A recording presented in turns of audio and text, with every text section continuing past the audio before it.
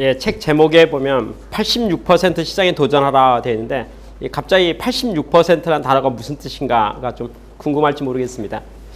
각 나라마다 GNP가 있죠. 그러니까 1인당 국민 소득이 얼마인가를 말하는데 그 상징적인 숫자가 몇 가지가 있습니다. 예를 들어서 GNP가 그러니까 인당 국민 소득이 연간 1,000달러, 이게 달러 기준으로 했을 때 1,000달러 미만이다. 그러면 아주 매우 가난한 걸 말합니다. 1960년대 초반에 또 1950년대 후반에 대한민국 경제가 GNP가 100달러다 이렇게 말하고 있습니다.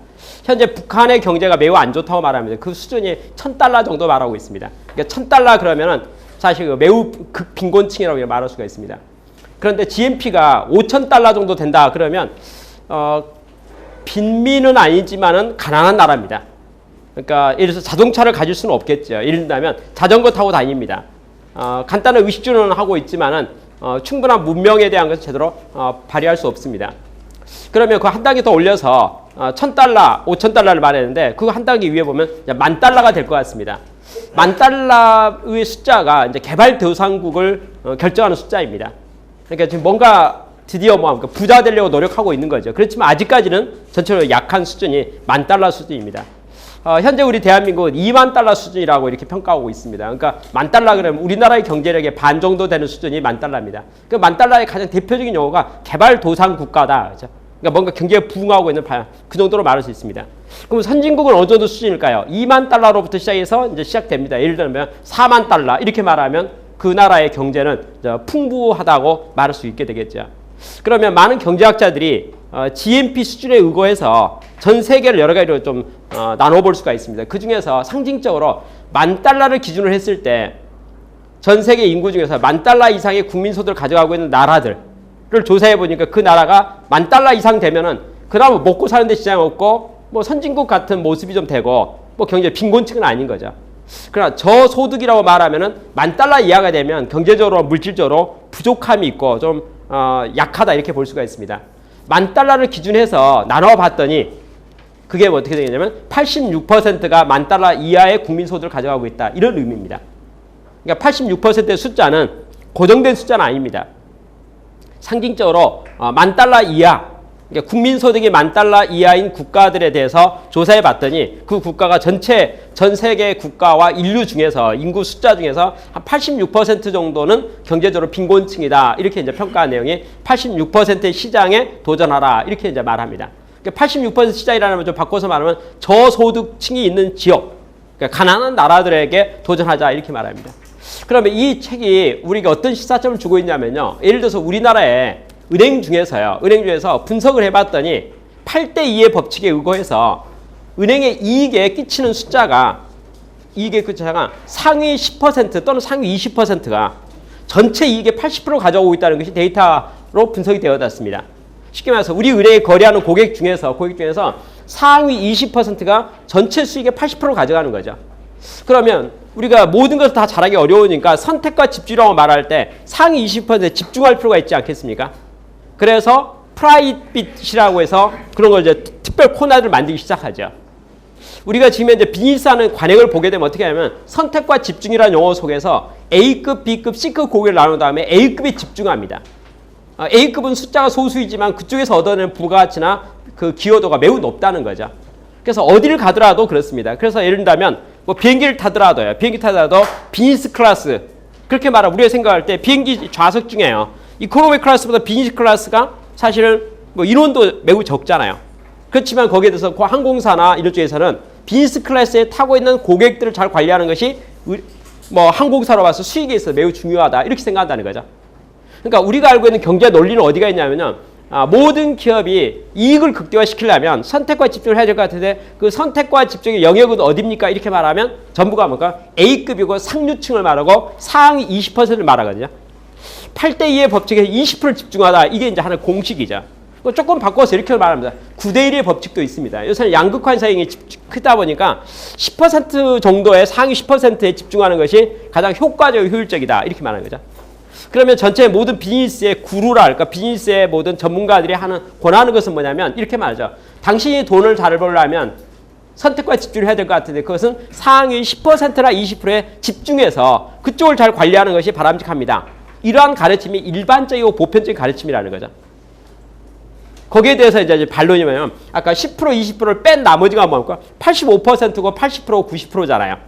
그럼 그쪽을 어떻게 이해할 것인가에 대한 이야기입니다. 그래서 이 책에서는 이렇게 말하는 거죠. 많은 사람들이 비즈니스 관행에서 상위 10% 20%에 집중해서 가시오 라고 말하고 있지만 그러면 나머지 80%를 어떻게 생각할까요? 에 대해서 이제 검토해 보는 거죠.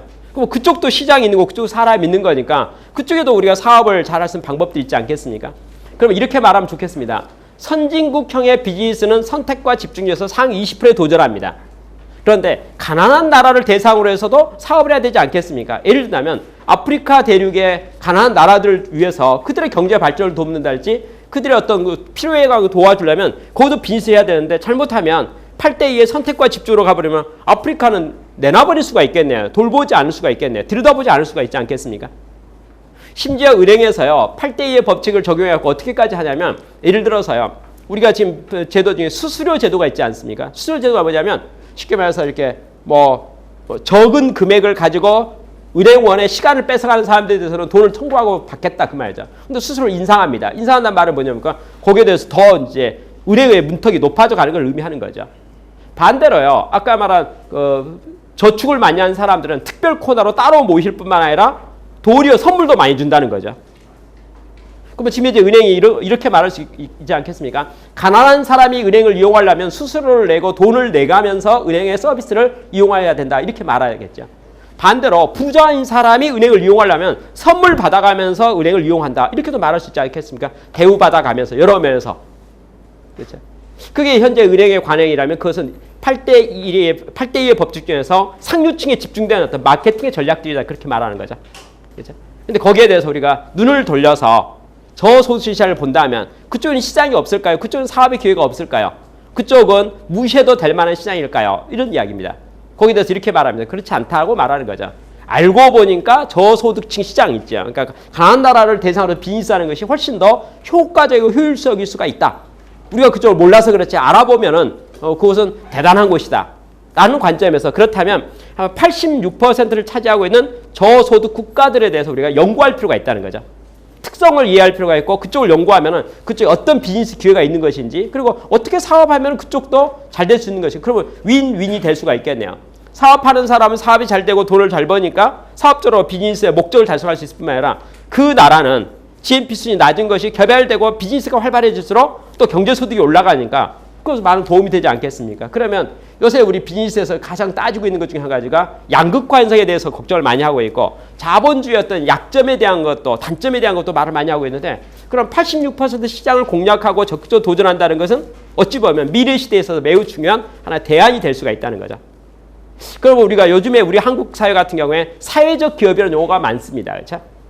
저소득층에 대한 것은 사회적으로 어떻게 근데 일자리를 창출해 소득을 창출해 줄 것인가 그리고 고용을 많이 할 것인가에 대해서 많은 연구가 우리 국내에서도 사회적 기업에 대한 연구들이 많이 있잖아요. 그러면 글로벌 비즈니스에서 그걸 어떻게 우리가 대응할 것인가에 대한 주제가 바로 86%의 시장에 도전하라는 취지가 되겠습니다. 그렇다면 86% 시장을 정의를 이렇게 했습니다. 1인당 GNP가 $10,000 이하인 국가에 대해서 사업과 비즈니스를 어떻게 할 것인가에 대해서 연구하자. 이렇게 볼 수 있죠. 그러면 그쪽 지역은 어떻게 될까요? 크게 나누어서요. 아무리 가난한 나라 하더라도 예를 들어서 어디를 볼까요? GNP가 $10,000 이하인 나라 인도를 보도록 합시다. 그렇죠? 인도의 국민은 100% 다 가난할까요? 그렇지 않습니다. 거기에도 어떤 그룹이 있습니까? 상류층이 있습니다. 그렇죠? 어느 나라 가난한 나라도 아프리카 지역이 매우 가난하다 하지만은 아프리카 지역에도 상류층이 있습니다. 북한이 가난하다 하지만 북한에도 상류층이 있습니다. 그러니까 그 나라의 인구 분포로 보면 소수이긴 하지만 거기에도 우리가 예를 들어서 가난한 나라에서 사업을 해야겠다 이렇게 마음먹고 갔을 때 그러면 그쪽에는 어떤 사람들이 일하고 있고 어떤 사람이 살고 있습니까? 라고 하면 1번 그쪽에도 상류층이 있다는 걸 우리가 착안할 필요가 있습니다. 상류층은 있습니다. 두 번째도 있겠네요. 중류층도 있겠네요. 상류층은 아니지만 나름대로 거기서 경제적 기반을 가지고 활동하고 있는 중산층이라고 말할 수 있는 중류된 것도 분명히 있지 않겠습니까? 그리고 이제 우리 관심이 되고 있는 것이 대부분이 빈곤층이 있습니다. 그렇죠? 그러니까 상류층과 중산층이 아니면 이제 대부분이 그 나라의 어찌 보면 거의 90% 80%가 어쩌면 빈곤층이라고 말할 수가 있습니다. 그런데 저소득층 시장을 공략하는 또 하나의 영역이 있습니다. 그게 우리가 매우 잘하는 단어가 오지라고 말하는 영역이 오지. 오지가 뭐냐면 도시에도 가난한 사람이 살잖아요. 그리고 어디 농촌을 가도 가난한 사람이 있잖아요. 그런데 가난한 나라를 가면 도로 사정이 참 좋지 않죠. 교통망이 잘 안 돼 있죠. 선진국은 고속도로가 다 있고 도로가 돼 있고 아스팔트가 다 되어 있지만 가난한 나라를 가면 도로망이 잘 안 되어 있습니다. 그러면 물자나 모든 것이 딱 격리되어 있는 그런 지역들이 있지 않겠습니까? 산속 깊은 곳에 살고 있는 어느 부락 같은 경우에. 그렇죠? 그런 마을들이 있겠죠. 그러니까 곳곳에 산재되어 있고 흩어지는 마을들이 있죠. 그러면 하나의 영역이 더 있습니다. 그게 뭐냐면 시골 지역이라고 말하는 거 있습니다. 우리가 이해하기 쉬운 말은 오지. 가난한 나라에 가면은 우리가 이제 시장 입장으로 볼 때, 비즈니스 입장으로 볼 때 한 4개 정도의 그룹으로 나눠볼 수 있다는 겁니다. 소수이긴 하지만 그 나라에도 상류층이 있고요. 그리고 큰 규모는 아니겠지만 우리가 중산층도 있을 겁니다. 그리고 우리가 이제 관심이 되는 데는 대부분을 말하면 이제 빈곤층이죠. 가난한 사람들이 살고 있는 지역이 도시든 어디든 다 있을 겁니다. 그리고 또 하나 영역이 있는 게 뭐냐면 교통이 안 좋아서 찾아가기 어려운 시골 지역들이요. 그렇죠? 그런 지역이 있는 곳이 바로 우리가 대상으로 하는 86% 시장의 특징이라고 인구 분포를 본다면, 구성을 본다면 그렇게 볼 수 있습니다. 그러면 이런 지역은 어떤 문화를 가지고 있을까요? 그리고 어떤 특성을 가지고 있을까요? 그리고 그에 우리가 어떤 식의 지혜들이 필요할까요?에 대해서 이제 이 책에서는 크게 나눠서 한 9가지 영역으로요. 나눴습니다. 다시 말해서 우리가 모든 사람과 모든 지역과 모든 영역은 나름대로의 독창성을 가지고 있지 않겠습니까? 그 특징들을 가지고 있겠죠. 그러면 특징을 잘 이해하면 거기에 대해서 우리가 해법을 만들 수가 있고 적절하게 대응할 수가 있잖아요. 그럼 86%라고 말하는 이 시장은 어떤 특징을 가지고 있을까요? 라고 말할 때 이 책에서는 9가지의 큰 뚜렷한 특징이 있다는 거예요. 뚜렷한. 그 특징을 잘 이해하고 거기에 대해서 우리가 잘 이렇게 대응하게 되면 그럼 우리가 이제 그 사업을, 비즈니스를 잘 만들어갈 수 있는 것이 아닌가. 이런 관점입니다. 그럼 그 9가지를 제가 첫 번째부터 순서대로 하나씩 짚어가면서 그걸 저희가 한번 학습해 보도록 하겠습니다. 첫 번째 특징이 뭐냐면요. 그 저소득층 지역은, 국가는 시장과 문화와 환경이 까다롭다. 이렇게 말해요. 까다롭다. 그러니까 시장이랄지 문화랄지 환경이 까다롭다는 게 첫 번째 특징입니다. 여러분, 우리가 어느 나라를 가더라도요. 어느 민족이라도 자존심이 있습니다. 자존감이 있는 거죠. 그렇죠. 그러니까 우리가 가난하다 해서 무시될 수는 없는 거죠. 도리어 가난할수록 더 보니까 체면이 있을 수가 있고 더 까다로울 수가 있는 거죠. 그렇죠? 제가 아는 어떤 분이요. 가난한 나라에 봉사활동을 갔습니다. 가서 오지를 찾아갔어요. 가난한 봉사를 가는데 어느 마을을 들어갔습니다. 어느 마을을 갔더니 그 마을에 이제 아주 낯선 사람들이 한 무리가 온 거죠. 도와주기 위해서 온 겁니다. 봉사활동하기 위해서 찾아갔는데 딱 들어갔더니 그 마을에 촌장 같은 사람이겠죠. 촌장 같은 사람을 비롯해서 이 사람들이 이제 손님이 왔으니까 나그네가 왔다고 생각해서 환대를 해주는 겁니다. 근데 그 환대를 해주는데 그 자리에 이제 여러 가지 많이 이제 음식을 내놓는데 뭐 먹을 거 내놓는 거죠. 근데 보니까 여러분 산속 깊은 곳에 사는 오지 시골 마을에 있는 그 먹을 것이라는 것이 한국 사람, 이렇게 뭐 우리 잘 이런 사람이 먹기에 좀 부담스러운 게 많이 있지 않겠습니까? 그래서 봐서 자기 나름대로 눈치 보다가 뭐 거기 여러 가지 이제 제안을 이제 뭐 내놨는데 그것을 뭐 대충 조금 먹었습니다. 그러니까 제대로, 그러니까 쉽게 해서 입맛도 별로 없고 비위도 별로 상하고 그러니까 그 제대로 먹히지를 않는 거죠. 그래서 억지로 먹고 싶지가 않아가지고. 또 자기가 생각할 때 내가 누가 아순 뭐 부탁하러 온 것도 아니고 내가 도와주러 왔는데 내가 갑과 의리라면 내가 갑과 한 건데 뭐 내가 내 맘대로 이렇게 생각해서 그래서 어떻게 했습니까? 그걸 이제 이렇게 뭐 대충 뭐 환대해서 뭐 차려줄 음식을 성의 없이 먹은 거야. 그렇죠? 그렇지만 그 촌장이랄까 그 추장이랄까 그 지역의 그 리더 입장에서는 뭐 손님이 와서 뭐 거기에서 대놓고 얼굴 대놓고 뭐 합니까? 전혀 이제 뭐 내세를 할 수가 없잖아요. 뭐 편히 쉬십시오. 이렇게 해서 그냥 끝났습니다. 거기에 대해서 이분은 전혀 다른 저항감을 느끼지 않았었어요. 그런데 그 다음 날부터 이제 뭔가 그 협의를 해야 되지 않겠습니까? 도와주려고 하더라도 예를 들면 도우미가 좀 필요하죠. 여러 가지 보조도 필요하지 않겠습니까? 그런데 그 촌장은 얼굴로 보이지 않을 뿐만 아니라 모든 일이 틀어지는 거예요. 모든 일이. 여하튼 장기간 거기까지 멀리까지 특별히 좋은 선한 마음을 가지고 방문해가지고 좋은 일을 하려고 노력했음에도 불구하고 시간과 노력이 많이 들어갔죠. 그렇지만 실질적으로 제대로 된 도움 한번 제대로 주지도 못하고 좀 과장해서 말하면 쫓겨나듯이 떠나오고 말았습니다. 그래서 자기로서는 그게 너무나 억울한 거예요. 선한 마음으로 도와주려고 가서 그렇게 하는데 왜 자기가 뭘 잘못했는데 그리고 자기가 먹고 싶지 않은 거 안 먹었는데 그리고 내가 뭘 잘못했냐. 이게 간 사람의 이제 입장입니다. 그렇죠? 그런데 그 이야기를 듣고 주변에 관계된 모든 사람들이 조언을 했습니다. 당신이 첫날 만난 그 추장을 만났을 때 그 추장이 이렇게 그 요구했던 거 있잖아요. 요구했던 것이 쉽게 해서 자기 나름대로 환대를 한 건데 당신이 그것을 무시해버렸다는 거죠. 그러니까 추장이 자존심 상했다는 거죠. 그래서 추장이 그 마음속에 먹기를 이 사람도 상종 안 해야겠다. 이렇게 마음 먹고 가면서 한마디 했다 이거죠. 그 한마디 한 것 때문에 그 마을 어느 누구도 배타적으로 태도가 바뀌어가지고 안 된 거다 이거죠. 그래서 뭐 로마에 가면 로마법을 따라야 될 거 아니겠습니까? 그죠? 누구나 자존심이 있습니다. 그죠? 자, 그것이 비즈니스에 있어서 아까 말한 제가 말한 봉사활동을 하고 갔는데도 불구하고 쫓겨날 입장이 되는 것이 문화적 충격이라는 거죠. 근데 비즈니스 한다는 것은 물건을 사러 팔고 사고 팔고 뭐 기브 앤 테이크라 할까 뭐 이렇게 거래를 해야 되지 않겠습니까? 거래를 해야 되는데 쉽게 말해서 물건 팔려고 하는데 그 사는 사람들의 형편과 그것을 제대로 이해하지 못하고서는 뭐 합니까? 될 리가 없는 거죠. 그렇지 않습니까? 그래서 쓰는 용어가 이제 뭐랄까? 그럼 어떻게 하겠습니까? 그게 바로 현지화입니다. 현지화요.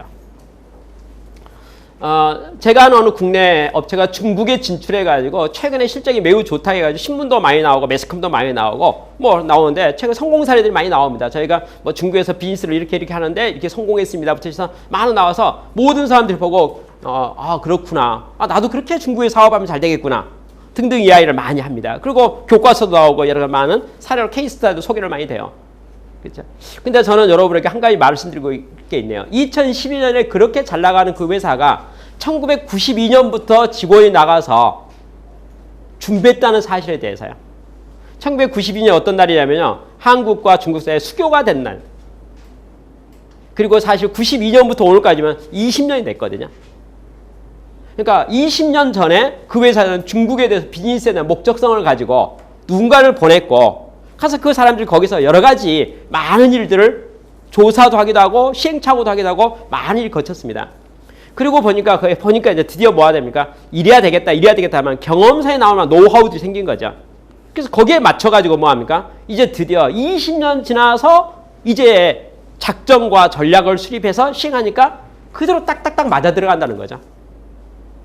그리고 그 나라에 관계된 모든 사람들도 이 사람들이 20년 동안 오랫동안 뭐 10년, 20년 같이 있었기 때문에 뭐가 됩니까? 이제 뭐 서로가 이제 잘 통하게 되는 거죠. 이해가 되는 거죠. 생소하지 않다 그 말이죠. 그러면 우리가 이제 저소득층 시장을 공략하라 할지 80% 시장을 공략하라라고 말할 때 어느 나라나 어느 곳을 가더라도 텃세는 있기 마련이고요. 텃세 없는 지역과 영역이 있을 수 있겠습니까? 선진국의 사람들 어떻게 합니까? 우리 후진국 사람이 선진국 가면 무시당한다 이런 말을 들을 수 있겠네요. 그죠? 무시당한다. 그죠? 그럼 반대로 그러면 후진국에 가면 거기서는 우리가 환영을 받고 존경을 받을까요? 이 말이죠. 어디나 사람 다 똑같습니다. 차별이 없죠. 그래서 어떻게 합니까? 어느 지역이라도 마치 이렇게 내가 선진국에 그걸 공략해야겠다 하는 것과 똑같은 마음 자세로 가난한 나라를 무시하면 안 된다는 거죠. 사실 우리가 그것이 쉽지 않습니다. 이게 쉽지 않다는 게 뭐냐면요. 우리나라에 와 있는 그 산업체 근로자라는 이름으로 많은 나라에서 우리나라에 와서 일하고 있는 분들 많이 있습니다. 그렇죠? 저는 가끔 이제 공단에 가가지고 어느 공장에 가가지고 일하면 현장에서 일하고 있는 그분들을 이제 만나게 되잖아요. 만나면 제가 그 나라 말을 모르니까 대화가 잘 되지 않죠. 그러면 이제 제가 직접적인 대화를 못하고 있으면 쉬는 시간이 되고 하면 사람들 모여서 이야기도 하면 그 회사에 제가 방문했던 회사의 직원 중에 통역을 담당하고 있거나 이 소통이 되는 분들이 있거든요. 그분들이 저한테 이제 신기한 나라 이야기를 하는 겁니다. 신기한 나라 이야기. 그러니까 쉽게 해서 다른 나라 이야기죠. 우리가 평소에 접하지 않은 그 나라의 문화와 모든 걸 이야기합니다. 그런데 말하는 과정에서 제가 어떤 말을 너무나 많이 듣게 되냐면요. 그분들이 그곳 나라에서는 엘리트들이라는 거예요. 심지어는 그 나라의 대학교 교수인데 뭔가 이유가 있어가지고 그걸 내려놓고 이제 휴직하고 한국의 산업체 근로자로 와 있다는 거죠.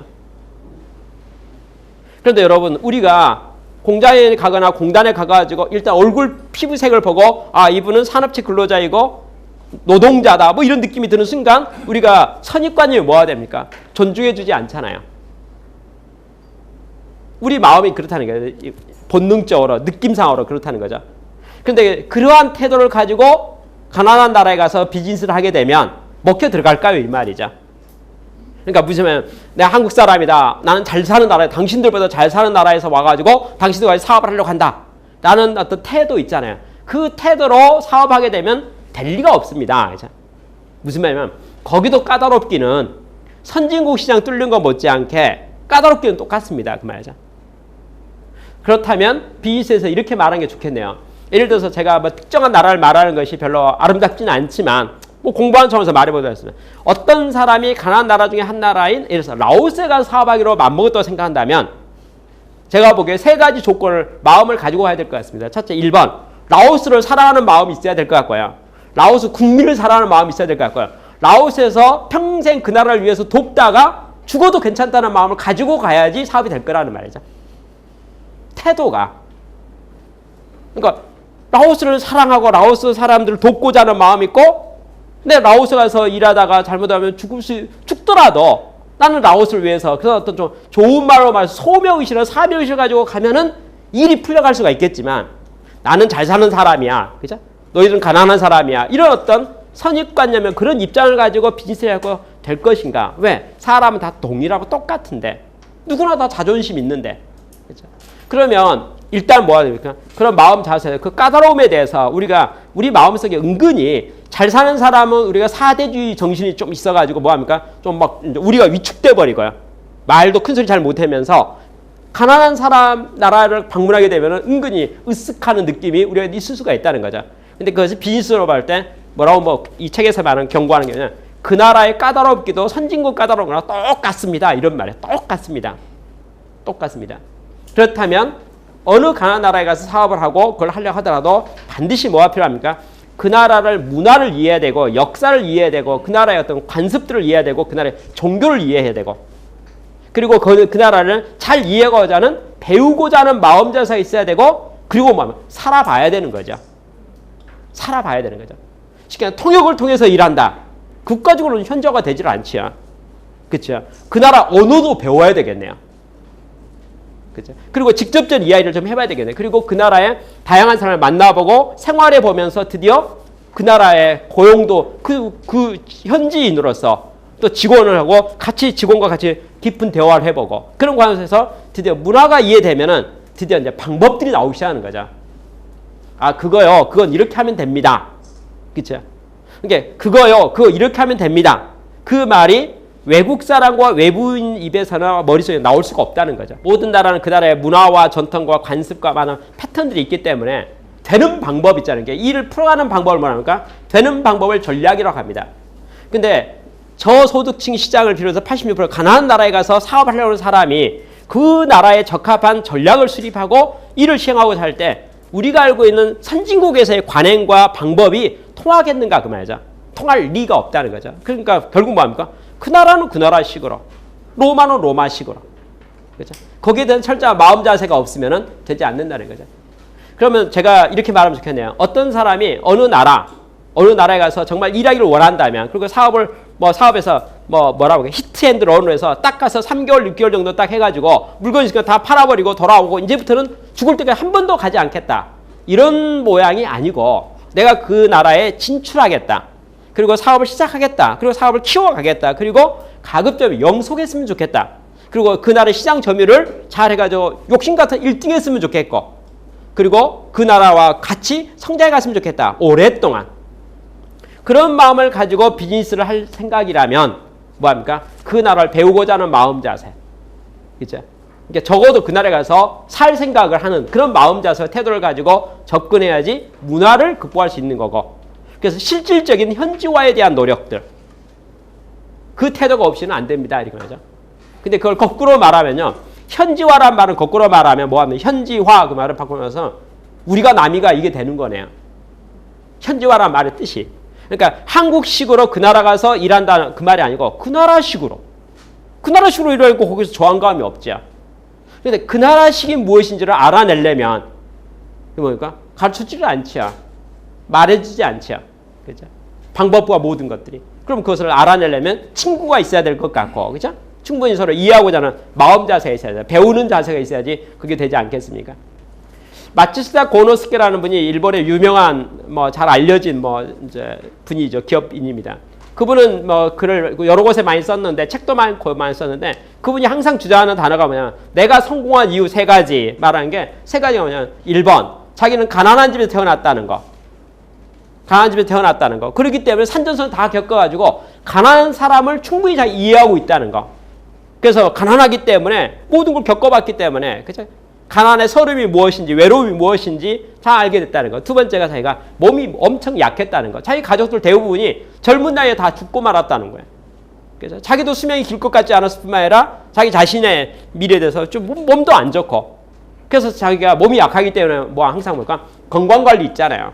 이제 길게 가는 거죠. 항상 무리하지 않고 조심하고 위임 잘하고 회사를 경영하면서 많은 사람들 욕심이 많잖아요. 많이 생기지 않겠으면. 근데 자기는 몸이 약하니까 나는 언제라도 죽을 수 있다. 곧 죽을 수 있다. 이런 생각을 가지고 그럼 뭐 합니까? 항상 위임하고 이렇게 쭉 하게 되니까 도리어 장수하게 됐다는 거예요. 그죠? 그리고 그가 뭐냐면 자기는 초등학교 4학년까지밖에 못 다녔다는 거면 무학자인 게 초등학교 졸업장도 없다는 거죠. 졸업장도 없기 때문에 자기는 뭐 합니까? 배우고란 자세, 마음 자세에 있어서 만나는 모든 사람은 선생님과 생각해서 죽는 날까지 평생 배우는 자세를 잃어버리지 않을 수 있었다는 거예요. 세 가지 조건이 우리가 보기에 가난하다는 거, 몸이 약하다는 거, 배운 게 없다는 거 있잖아요. 그게 우리가 볼 때 안 좋은 조건이잖아요. 그럼에도 불구하고 그걸 역전해가지고 도리어 자기 사업의 성공이랄까 성취에 백그라운드 잡았다는 거죠. 가난한 나라 가면 세 가지가 다 있네요. 가난하지요. 약하지요. 영양실조. 우리 먹는 것 있잖아요. 뭐 수도 시설이 잘 돼 있을 리가 없잖아요. 그죠? 뭐 하수도 상하수도 시설 잘 될 리가 없고 어느 강에 가서 딱 하는데 거기서 뭐 이쪽에서 먹고 있는데 모든 게 야 이렇게 위생적인 곳에서 어떻게 살아? 그렇죠? 그리고 병이 한번 나면은 전염병으로서 온 마을을 쓸어버리기도 하고, 그렇죠? 뭐 에이즈부터 시작해서 약하죠. 그리고 공부하는 거 거의 안 돼 있죠. 여러분 제가 상당히 알려지는 나라 중에 하나는 아프리카 지역에 이집트라는 나라가 있는데요. 이집트는 아프리카 대륙에서는 그래도 두 번째 가는 나라입니다. 규모나 영향력을 크기로 봐서. 무슨 말이냐면 저기 뭐 남아프리카 공화국 맨 밑에 있는 거기하고 북쪽으로 해서는 이집트라는 나라가 상징성 있는 나라예요. 제가 말하고 싶은 것은 뭐냐면 이집트라는 나라가 아프리카 다른 어느 나라보다도 가난하지 않다. 상대적으로. 그렇게 말합니다. 근데 제가 이집트 카이로에 가가지고 어느 대학교 앞을 딱 갔는데 스쿨버스가 딱 내렸는데 학생들이 쭉 내려서 이제 학교 등교를 하는 거예요. 등교를 하는데 가만히 보고 있는데 제가 그때 출장을 갔었기 때문에 매일같이 그 지역을 지나가게 됐어요. 아침마다 그 지역을 통과했어요. 아침마다 학생을 봤는데 수없이 많은 학생들이 학교를 가는데 전부가 빈손이에요. 여러분 우리 대한민국에서요. 대학생이 학교 갈 때 책 한 권 들고 가잖아요. 뭐 책가방이 두툼하게 뭐 요새 중고등학생이 무거운 가방 들고 책가방 들고 가지만은 대학생은 그렇게까지는 안 해요. 그렇지만은 그래도 옆에 책 한 권, 노트 한 권 다 들고 가는 게 우리의 상식 아닙니까? 우리가 보기에. 근데 저는 이집트 카이로라는 나라에서요. 다른 나라에서 책 한 권 들고 가는 학생을 그 수백 명 학생 중에서 한 명도 발견하지 못했어요. 전부 빈손이에요. 그래서 저는 이렇게 생각했죠. 혹시 이제 제가 잘 모르니까, 문화를 잘 모르니까 이렇게 질문했습니다. 전자도서관 있든지 아니면 학교에 이렇게 각 개인별로 이렇게 서랍이 있어가지고 자기 사물함에다가 책을 다 놓고 있든지 부트시에서 뭐 그런 건가? 제가 생각했는데 학생들이 뭐 아무것도 이렇게 책과 노트를 들고 다니는 것이 제 눈에 보이지를 않으니까. 그렇죠? 라고 제가 생각이 들었습니다. 그래서 생각이 들어서 그래서 제가 뭐 학교 들어가 보지 못했기 때문에 이제 그런 관점에서 뭐 이야기를 했어요. 질문했습니다. 그랬더니 저한테 하던 말이 완전 반대말이 들어왔어요. 가난하기 때문에 책 살 돈이 없고 노트 살 돈이 없다는 거예요. 그래서 선생님도 말로 하고 듣는 사람도 귀로 듣고 말로만 해서 모든 수업이 이루어진다는 거예요. 대학 4년 동안 노트 살 돈이 없어서 노트도 하지 않는 학생이 4년 동안 학업한 것이 얼마나 고등학문을 배울 수 있을까에 대해서 제가 상당히 많이 의심스러웠어요. 제가 무슨 말을 드리냐면 가난한 나라에서의 학업 수준이라는 거 있잖아요. 배운다고 하지만 충분하게 양적으로나 질적으로 충분한 것을 제대로 배울 수 있는 환경이 될 것인가? 되질 않죠. 매우 열악하죠. 그렇죠? 그러면 그 지역을 상대로 해서 비즈니스를 계획하고 있고 그걸 하려면 그것을 이해해야 되는데 한국 사람이 한국식으로 이해해가지고 그렇죠? 그 가난한 나라에 가서 사업한다는 것이 전혀 맞질 않죠. 그러니 제가 여러분에게 이 86% 시장에 도전하라는 관점에서 한 가지 말하자면 한국에 있는 어느 기업이라도 글로벌 비즈니스 한다는 목적으로 가난한 나라에 사업을 하기 위해서 지사를 만들고 본사를 만들고 모든 걸 회사를 법인을 만들게 되잖아요. 그러면 의사결정권이 현지로 위임돼야 됩니다. 의사결정권이. 본사에서 한국 사람이 한국 땅에서 외국의 가난한 나라에 대해서 전략에 대해 결정하는 것은 거의 99% 오류일 수가 있다는 거죠. 오판입니다. 거꾸로 말하면 현지에서 뭔가 목소리가 올라오지 않겠습니까? 저희가 이곳에 어찌어찌하니까 뭘 해야 되겠습니다. 어떻게 해야 되겠습니다. 뭐 이렇게 의견들이 올라올 수가 있잖아요. 올라오면은 우리 식으로 보면 말도 안 되는 말이 너무나 많이 올라오지 않겠습니까? 그럼 우리가 상식으로 봤을 때 그건 안 돼. 그럼 우리에서 사규 안 맞아. 원칙이 안 맞아. 그리고 딱딱 끊어버릴 수 있겠죠. 근데 이제 여기서 말 현지화의 의미는 뭡니까? 그 나라의 실정에 따라서 그 나라에 맞춰서 그걸 해야 되니 그곳에 있는 사람 말이 일단은 존중돼야 된다는 거죠. 그 의미입니다. 그러니 그게 진정한 현지화가 되려면 뭐가 됩니까? 현지화가 되려면 인사 조직을 비롯해서 어떤 의사결정권의 모든 것이 잘 이렇게 나누어져야 되는 거죠. 그리고 그죠, 존중해줘야 되는 거죠. 그러면 지구상에 있어서의 글로벌 회사들 중에서 현지화가 매우 잘 되고 있는 기업들이 다국적 기업들이 매우 잘 되고 있는데 상대적으로 가장 안 되고 있는 국가가 일본과 한국입니다. 일본의 모든 지사, 제가 해외에 나가서 일본 지사의 관계사를 보면 의사결정권은 현지에 없습니다. 이제. 여러분, 제가 하는 비즈니스 중에 한 가지 컨설팅이니까 컨설팅에 대한 얘기를 하나 해볼까요? 제가 작년에 2011년입니다. 2011년도에 베트남이라는 나라에 많은 경제가 발전되고 있고 많은 한국의 기업들이 진출돼 있잖아요. 그리고 그것의 규모도 커져가고 계속 성장하니까 야, 그쪽에도 우리 컨설팅 사업을 하면 좋겠다라고 생각을 해서 저희 직원 한 사람이 이제 이집트의 시장 정탐하기 위해서 이집트에 드디어 갔습니다. 그리고 가서 6개월 동안 상주했어요. 6개월 동안 상주하면서 베트남에 가가지고 베트남에 있는 한국 기업들, 한국 사람이니까 일단 한국 기업의 대기업들을 다 탐방을 했습니다. 그 상의를 한 거죠. 우리가 뭐 도와드릴 게 없습니까? 그래서 다 하고 두루두루 다 다녔죠.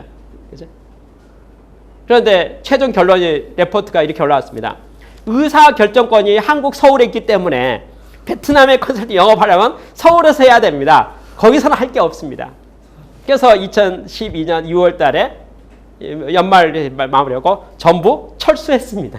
제가 말하는 현지화의 개념에 대해서요. 우리가 아프리카에 현지화한다, 뭐 중동에 현지화한다 하지만 여러분 제가 상징적으로 말하는 게 베트남 그러면 잘 알려진 곳이고 우리 경제적으로 많이 발달돼 있고 또 충분히 교류가 된다고 생각하잖아요. 근데 그곳에 있어서의 비즈니스도 현지화라는 관점에서 봤을 때 아직 우리가 거기 준비가 너무 되어 있지 않다는 거죠. 그러니까 말로만 하는 현지화는 의미가 없고 진짜 현지화가 돼야 되는데 그 현지화 중에서 진짜 그 나라를 사랑하고 그 나라의 경제 발전에 기여하려는 마음자세를 가지고 그렇죠? 노력하는 그 모든 것들 있잖아요. 그 모든 것들. 저는 한 번은 이집트에 대해서 좋은 아이디어를 하나 냈습니다. 어떤 아이디어냐면 이집트의 사람들이 발전을 해야 되겠는데 오바마 대통령이 이집트에 가가지고 카이로에 대해서 강의하면서 한국을 배워라 이렇게 강의한 적이 있었습니다. 한국을 배워라.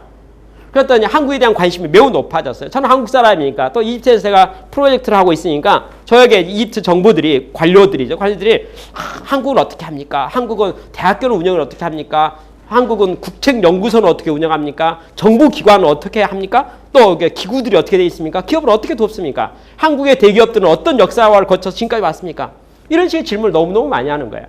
그래서 제가 한번 아이디어를 냈습니다. 그게 뭐냐면 우리가 한번 큰맘 먹고 봉사활동을 한번 하자.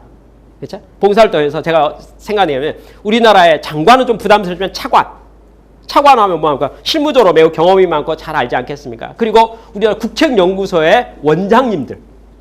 그렇죠? 대표적인 큰 연구소 이제 원장 하면 한국을 대표하잖아요. 그렇죠? 그리고 대학교 총장. 그렇죠? 그다음에 기업의 대기업의 또 이렇게 그 경영자들 있잖아요. 를 쭉 해갖고 제가 개인적으로 생각할 때 이보다 더 화려할 수 없는 모양을 만들어가지고 문서를 만들고 제안서를 만들어가지고 제가 프로포즈를 했습니다. 이집트 정부에다가. 이집트의 장관들, 그리고 이집트의 기업인들, 관계된 사람들, 우리가 한국식으로 말하면 뭐 정경련 회관 같은 곳에 무슨 국제회의장 같은 곳에 다 모아주시면 한국의 기라성 같은 분들은 무려 일주일씩이나 시간을 빼가지고 물론 가는데 하루 오는데 하루니까 실제 세미나는 4일밖에 안 되겠죠. 그러면 이분들을 다 강사로 세워가지고 몇 시간씩 강의하고 질의응답을 해주고 또 필요하면 방문도 해주고 이렇게 해서 우리가 서비스를 해주겠다. 그렇게 이야기를 제가 주관해서 추진한 적이 있습니다. 저는 그 일을 추진하면서 엄청나게 마음속 깊이 보람이 있었어요. 정말 멋진 일하고 있고 좋은 일하고 있다고 막 그랬어요. 그죠? 이집트 정부와 관계된 모든 사람들, 저희 안에 대해서 너무나 뭐 이렇게 이런 사람들 프로필 이런 분들이 정말 오실 수 있습니까? 날짜 낼 수 있습니까? 저는 막 그랬는데 관계된 분들, 제가 어렌지하고 했던 모든 분들이 좋은 일이니까 다들 그 뭐 시간 맞춘 게 어려운데 그렇고 다 일주일씩 시간을 빼가지고 어렵사리해요. 그 일정을 다 맞춰서 날짜 정도 다 모든 거 했어요.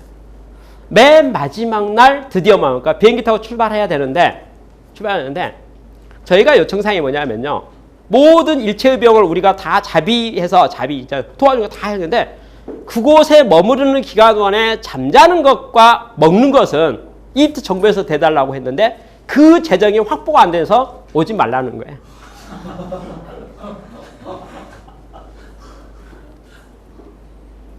저는 그 프로젝트가 캔슬되고 나서 사후 수습하는데 참 애먹었습니다.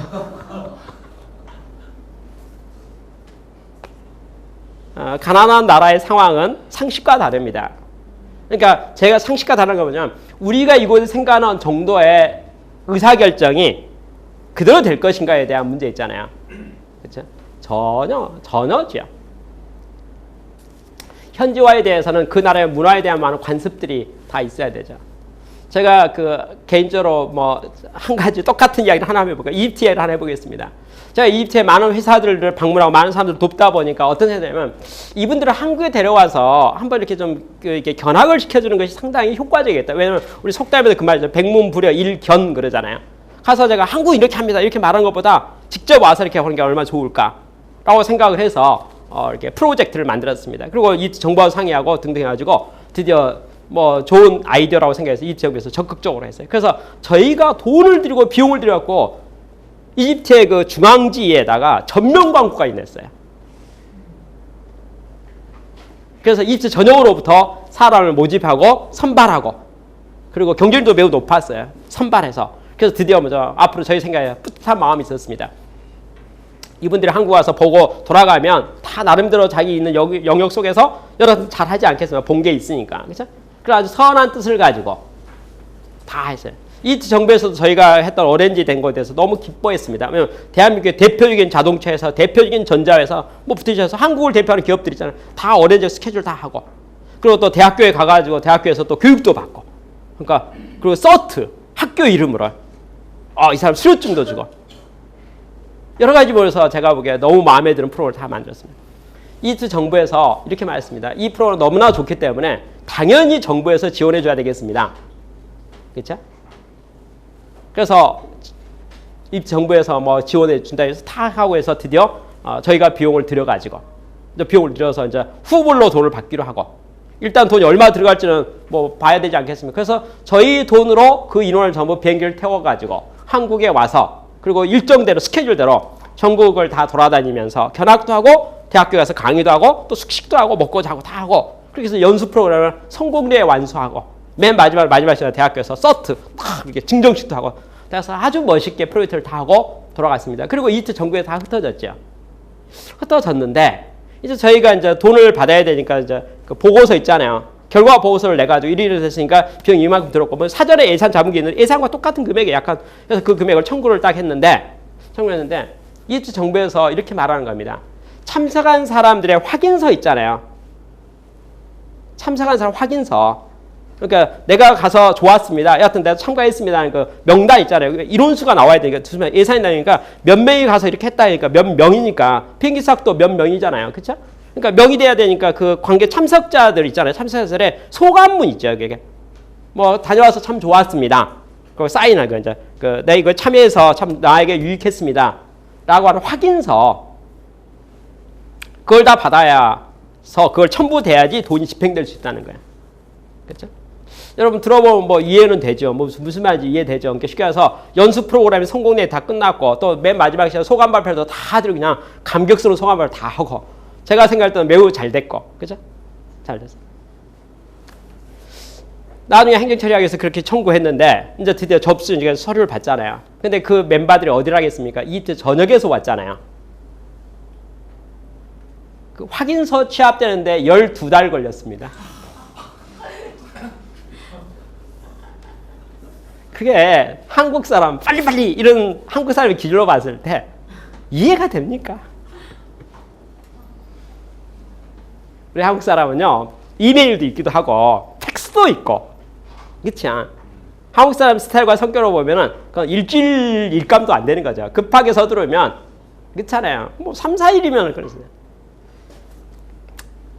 그 심지어는요 그 중에 한 사람이 아주 골탕먹인 한 분은요 참여하고 한 것은 매우 자기 인센티브가 있어서 좋았다고 생각해서 매우 했지만 이제 보니까 그분이 이제 연습하고 끝나서는 이제 자기가 뒤에 볼 일 없다고 생각해가지고 그분은 딱 보니까 전화가 오면 딱 실렉팅을 해가지고 자기한테 도움되는 건 수신을 하고요.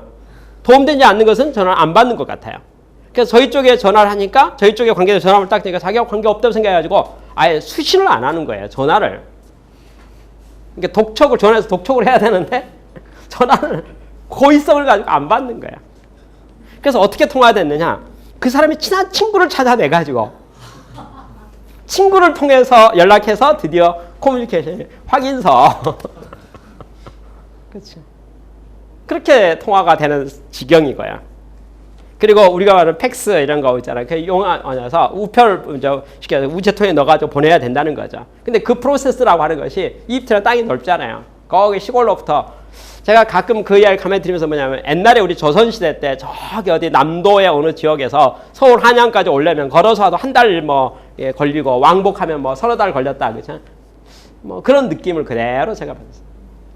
그러니 아까 저소득의 가난한 나라와 비즈니스를 할 때 현지화에 대한 생각이 의사결정이 그 나라에서 이루어지지 않고 다른 곳에서 이루어진다는 것이 현실성이 있을 것인가에 대한 문제예요. 현실성이. 적합할 것인가? 절대 그렇지 않죠. 현지는 어떻게 현지다워야 되고요. 그쪽에 문화가 있고 관습이 있기 때문에 수준들이 많이 차이가 나거든요. 수준 차이 나니까 절대로 안 되죠.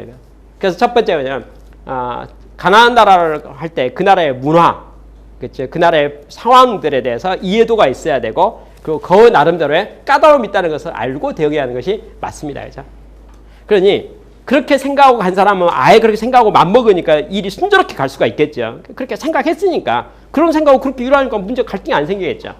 근데 그것을 전혀 무시하고 마치 우리께 글로벌 스탠다드로 생각해서 글로벌 스탠다드를 횡격적인 하나 차원으로 들어가면은 될 게 하나도 없다는 거죠. 뭐 판판이 이것 때문에 안 되죠.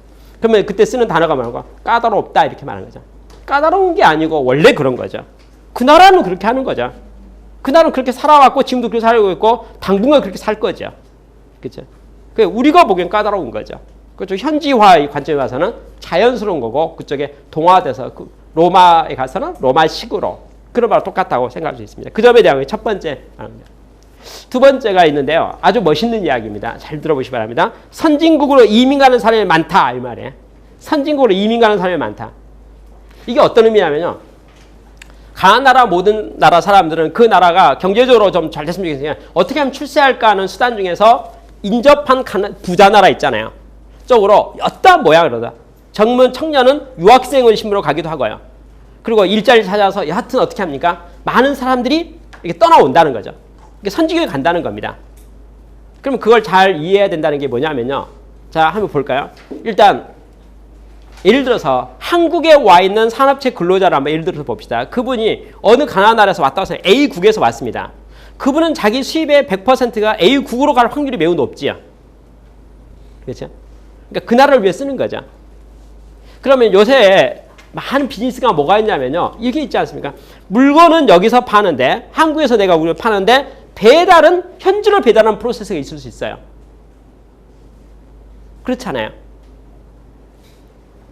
그쪽은 구매력이 없죠. 그 나라에 있는 사람은 다 가난해가지고 구매력이 없어요. 예를 들어서 냉장고 살 능력이 안 된다 이거죠.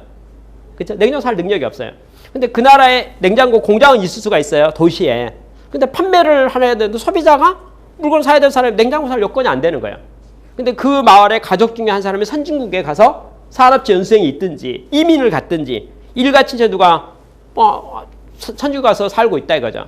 그러면 그 경제적으로 뭐가 되겠습니까? 잘 되고 있겠죠. 잘 되고 있으니까 자기 고향에, 자기 부모님에게, 자기 삼촌에게, 자기 동생에게 선물 사주고 싶은 마음이 들겠죠. 그 선물이 어떤 선물일까? 생활용품 같은 거예요. 아까 말한 냉장고일 수도 있고 세탁기일 수도 있고 무슨 뭐 이렇게 필요한 물건 있잖아요.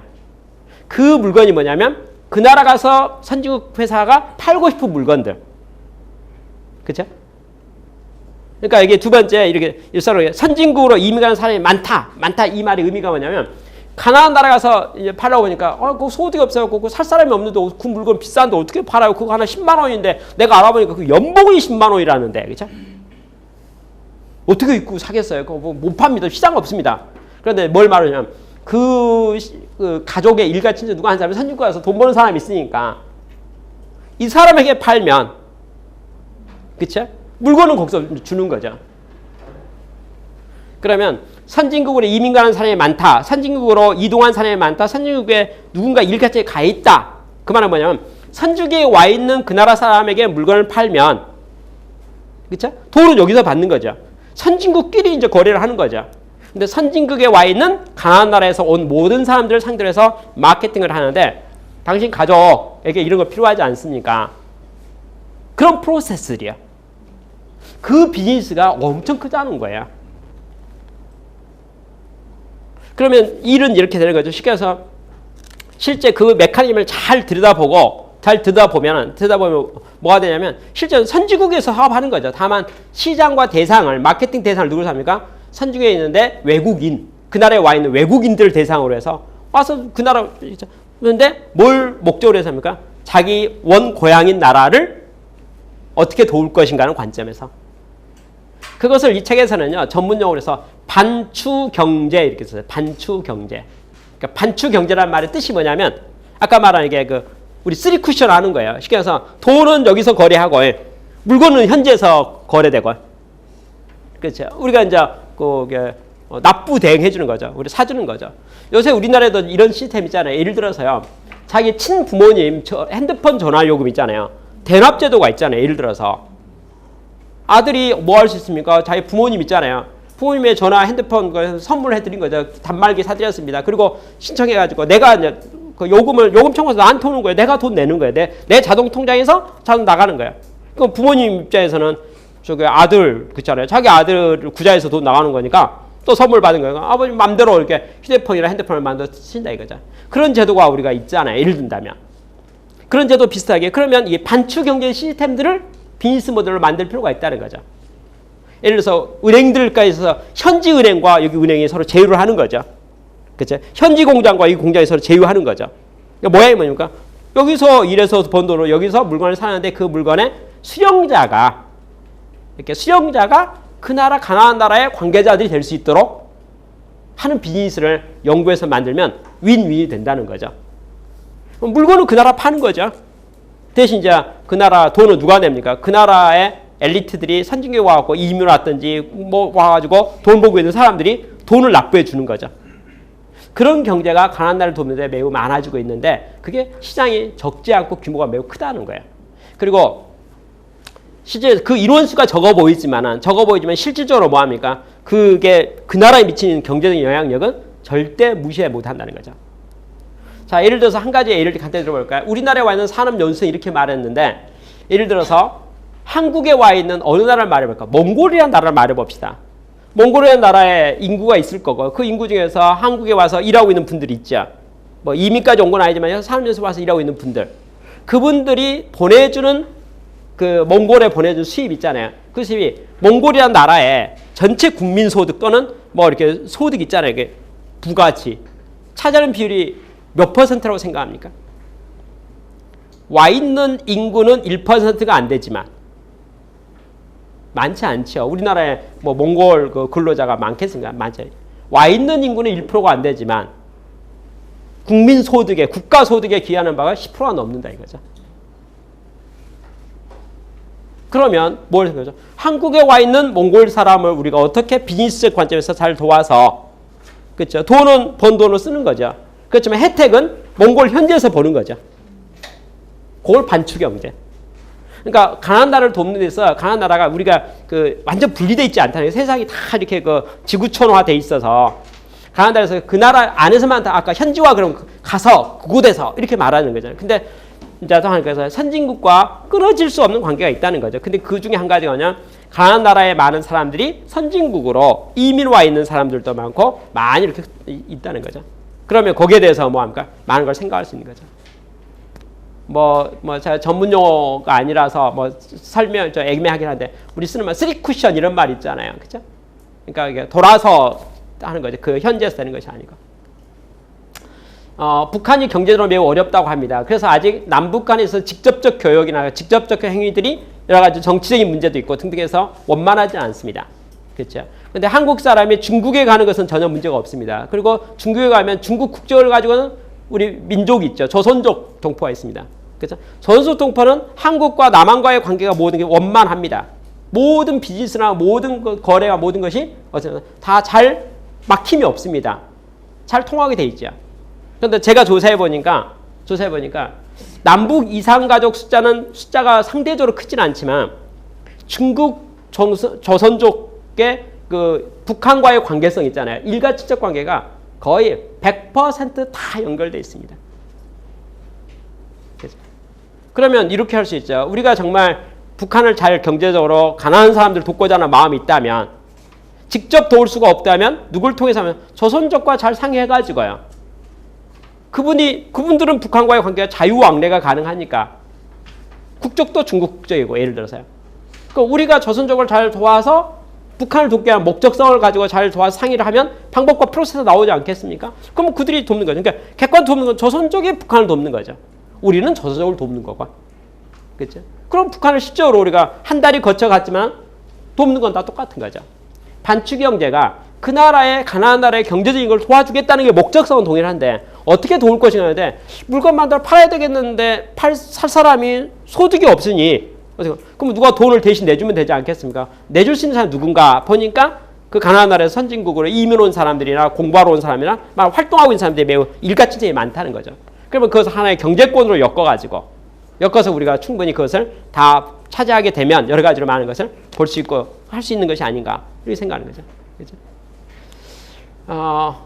영국에 가면요, 큰 도시도 있지만 런던 같은 도시도 있지만 소도시도 많습니다. 그렇죠? 제가 방문했던 영국의 소도시 중에 하나가 맨체스터라는 도시를 방문했습니다. 맨체스터라는 도시는 제가 가서 보니까 큰 도시는 아닌 것 같아요. 하여튼 좀 시골 같은 느낌이 들었습니다. 그러니까 좀 조용한 도시였어요. 런던으로부터 기차 타고 몇 시간 가야 되고, 저는 런던 비행기 타고 간 곳이었으니까 마치 여기서 보면 서울서 부산 가는 같은 분위기로 갔다는 거죠. 여하튼 맨체스터라는 도시에 가서 그래서 이제 봤는데 맨체스터 대학이 있더라고요. 그래서 맨체스터 대학이 있다 보니까 대학교는 또 우리 한국 유학생도 있지 않겠습니까? 그래서 그 학교를 가고 관계된 교수도 만나보고 한국 분도 계셨어요. 그리고 등대해가지고 봤더니 맨체스터에 우리 한국 사람이 제가 보기에 무려입니다. 500분이나 계시는 거예요. 런던의 시골 도시에 한국 사람이 500명을 보고 저는 와, 대단하다. 그러니까 우리나라 사람이 안 간 곳이 없구나. 그죠? 영국의 시골까지 가서 이렇게 맨체스터에도 500명이 있구나. 그죠? 라고 생각해서 제가 상당히 와, 대단하다, 많다 그랬습니다. 근데 제가 이제 하루는 이제 관광 차원으로 이렇게 차를 가는데 맨체스터 시청 앞 광장을 갔어요. 맨체스터 시청 앞 광장에. 시청 앞 광장 하는데 맨체스터 시청 앞 광장에 동상 같은 게 있고 기념 조형물이 있죠. 근데 그 광장에 빨간 줄로 이렇게 줄이 쫙쫙 이렇게 회고 빨간색 그 깃발 있잖아요. 이렇게 쫙 하는데 분위기가 동양 분위기예요. 분위기가.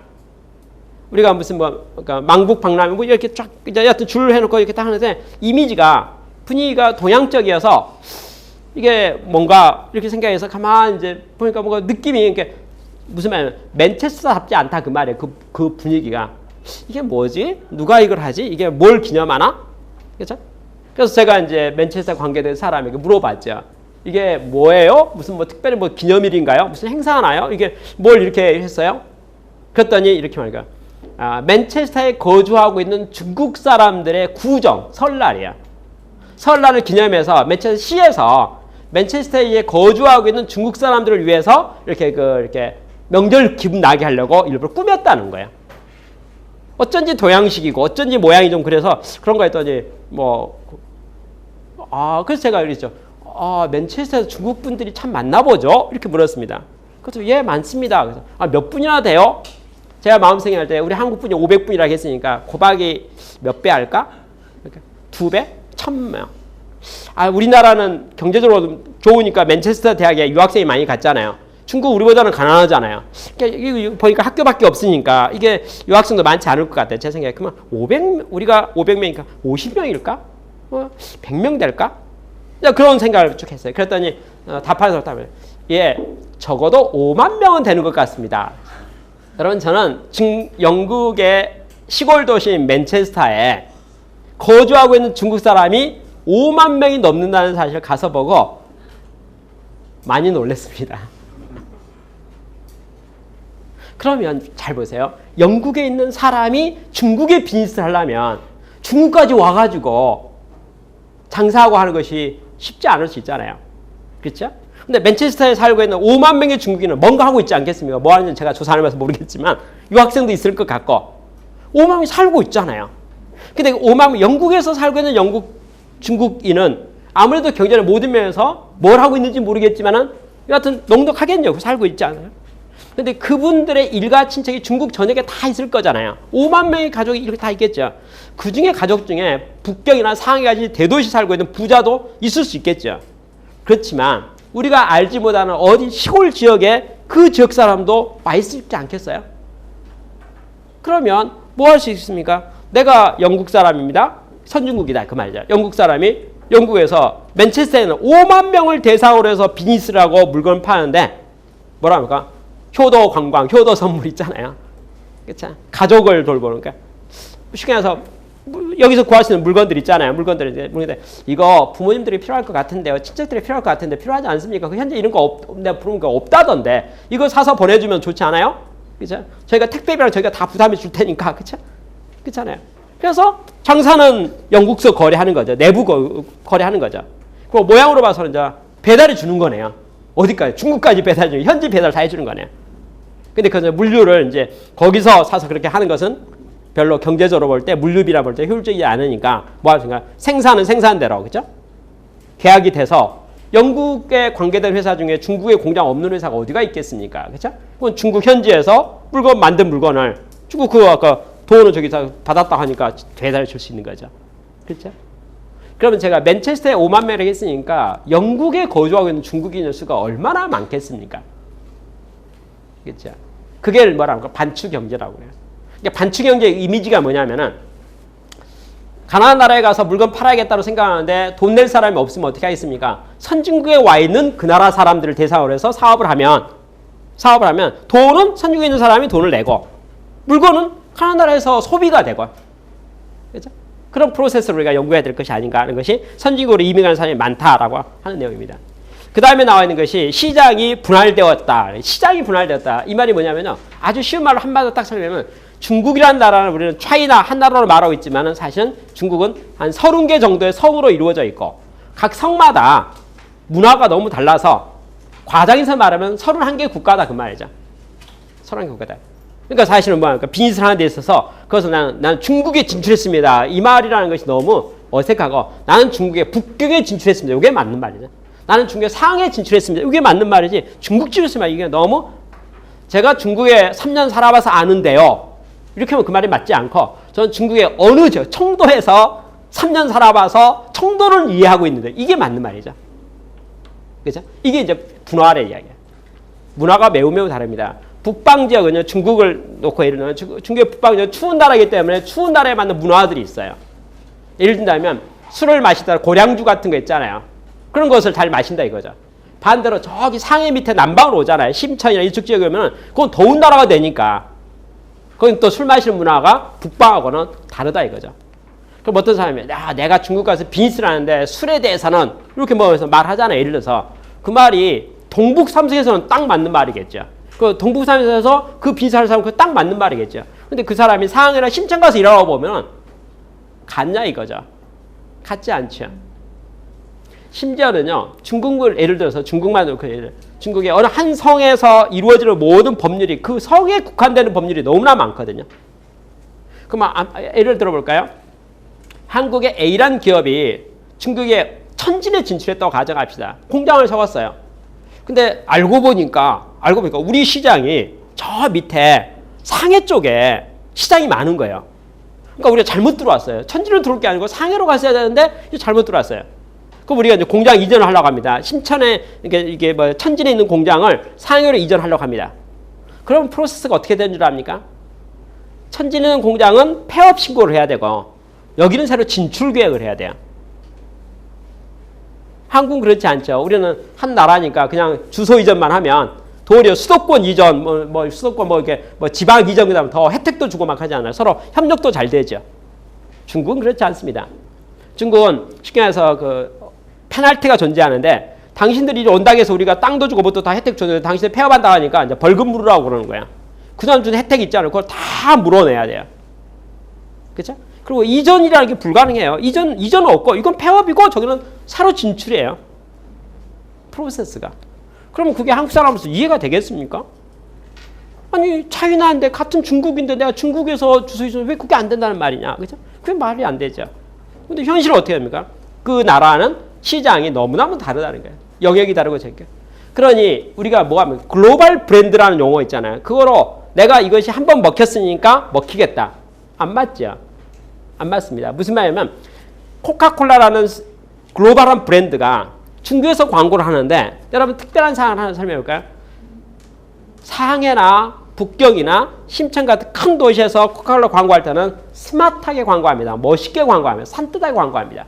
그런데 지방 도시에 있는 TV에 나오는 광고는 뭐합니까? 이렇게 코카콜라 딱 마시면서 트림을 한다. 끄끄끄끄 하고 이렇게 품위가 없어요. 이렇게. 아니 뭐 TV 광고를 저렇게 촌스럽게 답을 말할까? 촌이니까 촌스럽게 해야지 장사가 되죠. 그렇잖아요. 촌이니까 촌스럽게 해야지 그 정서에 맞는 거잖아요. 그 코카콜라 광고를 왜 도시형하고 시골형을 왜 별도로 할까요? 그렇죠? 시장이 세분화되어 있기 때문에. 그러니 어떻게 보면 기회가 엄청 많네요. 제가 중국을 진출하려고 합니다. 근데 이미 나의 경쟁업체가 먼저 선발로 들어가고 중국을 꽉 잡고 있다고 합시다. 그렇죠? 걱정할 게 하나도 없습니다. 왜 걱정합니까? 선발이 가더라도 아직 중국 땅을 그 넓은 땅을 100% 완벽히 점령했다고 우리는 믿을 수가 없다는 거죠. 그러면 뭡니까? 어디 가 있는지 조사해보고 여기 갔구나, 여기 갔구나, 여기 갔구나, 지사가 어디 있고 인원이 어디고 어디 딱 조사한 다음에 안 간 영역이 있잖아요. 중국 땅이 넓으니까. 그곳에 진출하면은 최초로 선발로 처음 진출하고 똑같은 효과가 있는 거죠. 왜? 시장이 너무 넓고 세분돼 있고 다르기 때문에 하나를 통했다 해서 모든 영역에 다 통한다고 말할 수가 없다는 거죠. 그런 이제 브랜드가 뭐죠? 현지화 브랜드가 좀 필요하죠. 그러니까 차별화 전략이, 그러니까 아까 코카콜라 하더라도 코카콜라 광고 전략이 지역의 문화와 특성에 맞춰서 별도별도 관리할 필요가 있는 거예요. 이름은 코카콜라 이렇게 하더라도, 그러니까 이름은 하나로 가더라도 분위기라고 하는 것과 문화라고 하는 것은 현지화에 대해서 따라서 해야지 될 것이 아닌가. 왜? 시장이 서로 세분화되어 있기 때문에. 이름만 같지 영역만 같지 똑같지 않기 때문이죠. 우리 대한민국은 우리가 잘못된 게 하나 있는 게 뭐냐면 5,000년 역사가 한 민족으로 이루어졌기 때문에 우리는 경계심이 없어요. 우리가 다 그러니까 우리 한국말로 딱 말 우리가 남이가 그러면 다 통한다 이거예요. 우리가 다 우리 한국 사람 다 따져보면 일가친척 아닌 사람 한 명도 없어요. 다 우리는 뭐 김씨 박씨는 성이 다르잖아요. 그렇지 않습니다. 다 부모님 보면 다 부모님 성씨가 다 다르기 때문에 우리는 뭐 두세 다리만 거치면 우리 대한민국은 전부가 우리 이방에 있는 우리보다 다 일가친척입니다. 다 한 집안이라 해도 전혀 오류가 없고 틀리지 않아요. 우리나라는 그래요. 그렇지만은 인도네시아를 가든지 그렇죠? 어느 나라를 가더라도 엄청난 다민족입니다. 엄청난 다민족이에요. 중국이 땅이 넓으니까 소수민족도 많아요. 한족이라 해서 메인이 있겠지만 또 소수민족 있잖아요. 소수민족 숫자를 중국 정부에서 분류한 숫자가요. 중국 정부에서 분류한 숫자가 58개인가 돼요. 그런데 그 중에 하나가 고산족이 있어요. 고산족이 약 10개의 민족으로 구성됐어요. 무슨 고산, 고자, 높을 고자고 맷산자 해가지고 높은 산에, 그러니까 중국 가면 저 변방 지역에 뭐 높은 산들이 있잖아요. 그 산 꼭대기에 가면 거기 부락들이 있고 거기 살고 있는 사람이 있다 이거죠. 그게 다 모아서 그 지역 전체, 우리가 말하는 강원도 지역에 딱 있는 그 전체 산 위에서 집 짓고 살고 있는 사람들을 고산족 이렇게 불렀어요. 근데 산이 크지요. 산이 크죠. 그래서 어떻게 산마다 살고 있는 사람의 언어가 달라서 말이 안 통하는데 어떻게 한민족입니까? 말이 안 통하는데. 그러니 민족의 숫자가 몇 개예요? 많지요. 말이 안 통하면 민족이 다르다 그 말이에요. 말이 안 통하는데, 그렇죠? 그곳의 비즈니스를 어떻게 한 묶음으로 엮어갈 수 있겠어요? 그래서 차별화 또 분화해서 거기에 맞춰서 그리고 민족마다 다르는 그 민간 신앙도 다르고 그죠? 관습과의 태도가 다 다르죠. 그러니까 동일한 우리 행동을 하더라도 그 행동을 받아들이는 태도가 같지가 않다는 거죠. 그러니 브랜드 전략에 있어서 브랜드가 세분화되고 지역마다 차별화되는 것이 필수적으로 갈 수 있다는 것을 생각합니다. 그 다음에 네 번째 그 키워드가 뭐냐면요. 젊은 층 인구가 많고 인구가 증가하고 있다는 거. 그죠? 이게 이제 가난한 나라와 부자 나라의 큰 차이인 것 같아요. 선진국은요, 어느 나라든지 뭐 프랑스를 말하든 영국을 말하든 독일을 말하든 우리나라를 말하든 일본을 말하든 미국을 말하든 이게 뭐 인구 증가율 있잖아요. 이게 매우 낮습니다. 그죠? 그러니까 저출산율 이렇게 다 되어 있잖아요. 그죠? 그게 이제 다 선진국의 일반적 형태죠. 근데 반대로 가난한 나라는 어떻게 되어 있을까요? 그죠? 출산율이 매우 높지요. 매우 높습니다. 제가 어렸을 때만 해도요, 제가 살던 동네 있잖아요. 동네에 거의 집이 3남 4녀가 평균이었어요. 이게 많지 않았습니다. 그렇죠? 많은 가구는요, 보통 10명씩 이랬어요. 옛날에 그랬어요. 제가 태어날 무렵에는. 우리나라가 그랬다 그 말이죠. 근데 지금은 뭐 없네요. 그죠? 그렇죠. 지금은 뭐 그런 가정을 찾아보기 힘들죠. 거의 뭐 한 자녀, 두 자녀 정도. 그렇죠. 그렇게 돼 있잖아요. 근데 가난한 나라 가면 어떻게 될까요? 마치 우리나라의 1950년대, 60년대 같은 분위기로 베이비 세대. 그죠? 엄청 많죠. 그래서 평균 연령이 매우 낮죠. 평균 연령이. 그러니까 우리가 말하면 초등학생 수준, 또 중학생 수준, 고등학생 수준 그 청년층이 전체 인구에 차지하는 비율이 엄청 높아서 밑으로 푹 퍼져 있는 스타일. 그게 가난한 나라의 특징이라는 거죠. 그러면 이제 이미 대한민국에서는 산부인과가 잘 안 된다고 그래요. 출산율이 저하되니까. 그리고 또 애들을 대상으로 하는 유아용품들 있잖아요. 그 사업이 잘 안 되죠. 수요가 적으니까. 그렇지 않겠습니까? 옛날과 달라졌다는 거죠. 그러면 여러분 생각해 볼까요? 대한민국에서 유아용품 만드는 회사들은요, 역사와 전통이 있습니다. 오랫동안 만들었습니다. 실적도 많죠. 개발도 많이 했죠. 그러니까 품질이랄지 용도랄지 모든 게 얼마나 잘 개발됐겠습니까? 근데 뭐합니까? 제품과 기술은 100점 만점 100점 같이 자신감을 가지고 있는데 수요가 없다 그 말이에요. 수요가. 나라 가면 어떻게 될까요? 무한대 수요가 있네요. 그렇잖아요. 무한대. 그러니 우리가 아까 시장의 규모로 봤을 때 인원수 필요한 거라고 말할 때 뭘 생각할 수 있겠습니까? 저소득층, 그러니까 가난한 나라, 아까 86%에 속해 있는 국가의 경우에 있어서는 인구 학적으로 봤을 때 청소년층과 젊은층이 매우 많다. 그게 시장의 특징이라는 거예요. 그러니 그들을 대상으로 한 비즈니스는 반드시 연구돼야 되고 그쪽에 성장성이 있다는 거죠. 근데 그게 선진국하고 정반대예요. 그렇죠? 반대라는 것은 한국 같은 나라, 우리도 경제 G2만 뭐 했으니까 이제 선진국이라고 가정하고, 그죠? 86%가 아니라 80%에 80% 속하냐고 우리 14%에 속했다고 가정한다면 한국에서 경제성이 없고 사업성이 없다고 보이는 그 모든 비즈니스의 영역들이 저소득층 국가 있잖아요. 가난한 국가에서는 그게 그렇지 않고 도리어 그게 성장 산업이 되고 기대 산업이 되고 좋은 사업이 될 수가 있다는 거죠. 근데 그 특징 중에 한 가지가 젊은 층이 많다는 것을 사업에 고려하시오. 그러면 그들에게 필요한 모든 것들. 요새 우리나라에 있는 열풍 중에 한 가지가 이게 한류 열풍이라는 게 있잖아요. 그러니까 한국의 문화가 전 세계적으로 이렇게 막 퍼져나오고 있습니다. 그 중에 하나 가장 대표성 있는 단어 중에 하나가 K-팝 그랬어요. K-팝의 특징 중 한 가지가 제가 보기엔 젊은 층이네요. 그죠? 젊은 층이네. 그러면 그 젊은 층이 선진국에만 우리 K-팝을 한다 할 때 한류 열풍이 미국만 가고, 그죠? 부자 나라만 가고 14% 시장으로 K-팝이 잘 퍼져나간 것이 끝인가 이런 말이죠. 아니죠. 그죠? 도리어 K-팝은 아까 가난한 나라들이잖아요. 아프리카 대륙을 쓸어버릴 수도 있고, 예를 들어서. 그렇죠? 가난한 나라에 더 많은 수요와 더 많은 기회들이 있을 수 있다는 거죠. 근데 우리가 이제 가지고 있는 사고가, 시작할 때 사고가 뭐합니까? 8대의 법칙에 우리는 집중 있잖아요. 그래서 우리는 막 타겟을 잡는 데서 아까 상위 10% 선택을 위주로 가 있는데 이제 86% 시장에 도전하라. 도전하라 이 말의 뜻은 뭡니까? 그쪽 봐라. 가야 될 곳이, K-팝이 가야 될 곳이 도리어 가난한 나라에 문화 혜택을 줘야 되고 그쪽에 더 하고 그쪽의 문화, 한류연풍에 가야 될 곳이 그쪽이 아닌가? 그렇죠? 중장년층이나 노년을 대상으로 한 비즈니스가 아니고 젊은이를 대상으로 하는 어떤 문화와 그쪽에 대한 비즈니스, 그쪽이 시장이 어디에 있습니까? 그건 가난한 나라에 더 시장이 있는 것이 아닌가 이렇게 말합니다. 다섯 번째, 소득 수준 및 그런 공간상의 소득 수준 및 또 공간상에 있어서 제약이 많다는 말이죠. 제약이 많다. 이 제약이 많다는 말이 어떤 의미를 가지고 있냐면요. 이게 소득 수준이랄지 그 다음에 공간에서 제약이 많다는 것이 마음은 하고 싶은데 TV를 봐서 하고 싶은데 뭐합니까? 돈이 없다 그 말이에요. 여건이 안 된다 그 말이죠. 생각은 있지만 못한다 이거죠. 제가 가난한 나라 중에 가본 나라를 한 가지 소개해볼게요. 캄보디아요. 캄보디아는 가난한 나라입니다. 그죠? 캄보디아 가난해서 눈에 보이는 모든 환경으로 봤을 때 모든 게 열악합니다. 모든 게 열악해요. 그러니까 정말 가난하네요. 그런데 놀라운 게 있어요.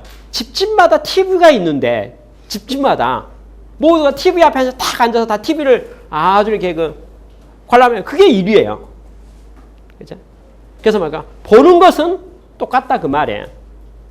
도시 사람이나 누구나 그 TV 채널 보니까 채널 다 여러 가지 다 나와요. TV 뭐 공중파 방송이니까. 그렇죠? 그러니까 보는 것은 다 보는 거죠. 여건은 뭐죠? 전혀 안 돼 있죠. 그걸 뭐랍니까? 제약이 많다 이제. 소득 순위에서 제약이 많고 가난한 나라니까. 그렇죠? 그다음에 뭐 합니까? 공간상으로도 거리상으로도 제약이 많은 거죠. 그럼 어떻게 하면 좋을 것인가? 그럼 한번 이제 말해 봅시다. 자, TV에 뭐가 나왔을까요? 머리 감는 샴푸가 나왔다고 가정합시다. 샴푸 보니까 뭐 TV 선전 나온 거 광고 다 보이잖아요. 그러니까 딱 보니까 마음에 드네요. 보니까 효과적이다 이거. 매우 경제적이고 효과적이고 싹 이렇게 잘할 수 있어요. 이렇게 보니까 멋있어요. 좋아요. 샴푸를 살라고 보니 샴푸 한 병에 가격이 있을 거 아니겠어요? 우리 한국 돈으로 계산 얼마일까? 10,000원 해서. 우리 생각할 때 샴푸 한 뭐 통에 10,000원. 우리 소득 기준으로 봐서는 이해가 돼요. 그럴 수 있어요. 달러로 해서 10달러. 이해가 돼요. 근데 캄보디아의 가난한 동네 사람이 TV 광고에서 샴푸 10,000원, 10달러. 이 10달러가 되겠냐 그 말이죠. 그렇죠? 안 되는 거죠. 그럼 뭐가 필요합니까? 이제 그쪽이 소득 수준에 맞춰서 이렇게 물어보세요. 당신 동네에서는 샴푸를 쓰고 싶으면 얼마까지 지출할 수 있겠어요? 이렇게 물어보는 거죠. 10달러는 우리 수준에서는 평범하고 일반적인 숫자라서 문제가 없어요. 근데 캄보디아에서는 안 그렇다는 거죠. 아까 가난한 나라에서는 안 그렇다는 거죠. 거기 1달러도 엄청 크죠. 그래서 뭐라고 하니까 10센트면은 맘대로 사겠고요. 비싸서 20센트까지는 어떻게 이럴 수가 있잖아요. 그렇죠? 우리는 지금 10달러에 물건 팔아도 한 병 있잖아요. 한 통 있잖아요. 한 통에 10달러를 받아야 되는데 그 캄보디아 수준을 딱 봤더니 캄보디아 수준은 뭐라 합니까? 20센트 같으면 어떻게 해보겠는데 10센트면 정말 좋고요. 이렇게 말한다 이거죠. 그렇죠? 그러면 여러분 한번 계산기 눌러볼까요? 샴푸통 하나가 있는데 이게 10달러짜리 통이 있는데 그 적절한 모습으로 조각을 내 가지고 작은 병들 있잖아요. 우리 보면 그 샴푸 샘플 있잖아요. 화장품 샘플 있잖아요. 쉽게 말해서 이게 하나가 1리터라고 생각합시다. 1리터짜리 용기가 있어요. 1리터 있는데 그것을 10등분하면 100ml, 100g 뭐 될 거고 또 10분의 1로 해버리면은 10g이 될 수가 있잖아요. 예를 들어서. 그쵸? 그럼 이러면 어떻게 했어요? 예를 들어서 1리터짜리를 10g짜리 조그만 통 있잖아요. 그러면 이제 1리터짜리 같으면 수백 번을 쓸 수 있지만 10g짜리 해갖고는 5번밖에 못 쓴다 이거죠. 예를 들어서. 그렇지만 100분을 쪼개가지고 아까 말한 그러니까 10달러를 1달러 10센트 있으니까 100분의 1 쪼개면 그렇죠? 1리터짜리를 10g으로 바꾸면 100개를 만들 수가 있잖아요. 예를 들어서. 그래서 마치 샘플같이 그렇게 해가지고 드디어 뭡니까? 10센트짜리 샴푸를 만들어서 그 지역에서 장사하면 뭐가 됩니까? 그 마을 사람 다 쓰는 거죠. 여건에 맞춰서. 그래서 10달러는 못 사겠지만 돈이 안 되잖아요. 돈이 소득이 안 되잖아요. 그럼 뭐 합니까? 잘게 쪼개서 작게 만들어서 그곳에 지출할 수 있는 규모 있잖아요. 맞춰가지고 하면 인구가 많으니까 뭐 합니까? 우리 속담에 박리담에 그런 말 있잖아요. 박리까지 여하튼 금액 하나는 작지만은 10센트밖에 안 되지만 그 마을 사람이 다 사게 되니까 수백 명, 수천 명이 사게 되면 그만큼 또 매출도 오르고 다 되는 거잖아요. 그죠? 그러니까 저소득층 시장이나 가난한 나라는 뭐가 될까요? 라고 말하면 당연히 가난하죠. 그죠? 당연히 가난하다는 말은 뭐가 됩니까? 돈이 없죠. 그러니까 우리가 일반적으로 말하는 큰 금액으로서 물건 사는 것이 불가능하겠죠. 그렇잖아요.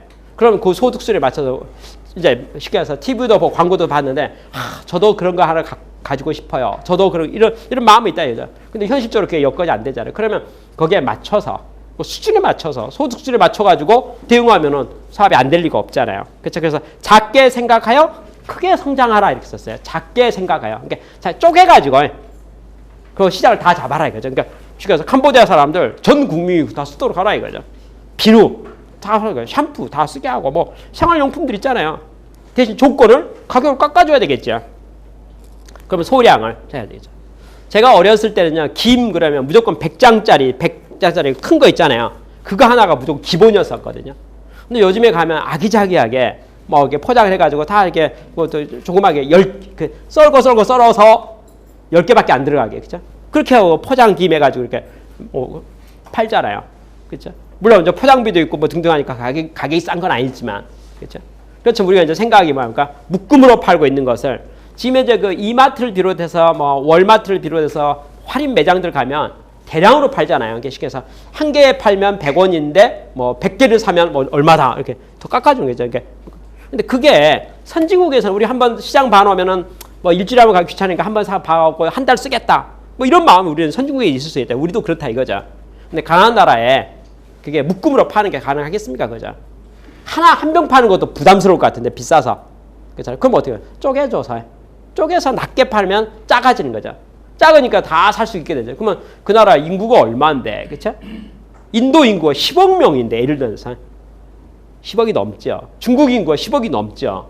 그렇죠? 그들에게 다 가난한 사람 대상으로, 그러니까 상류 10% 20%는 빼고 예를 들어서 그건 정상적으로 또 우리 비즈니스를 한다 생각하면 그 가난한 사람들 그 수만 10억이 넘는 사람 대상으로 해서 그들이 이 물건을 그들도 쓸 수 있도록 하게 되면 10억 명이 사버리면 그 금액과 매출은 절대 작지 않다 그 말이에요. 시장이 없는 거 아니에요. 그러니까 지혜롭게 아까 소득 수준이 안 됩니다. 돈이 없습니다. 그리고 공간상으로 제가 말고 시골이라서 뭐 이렇습니다. 등을 말하면 거기에 대해서 우리가 잘 해야 되겠다.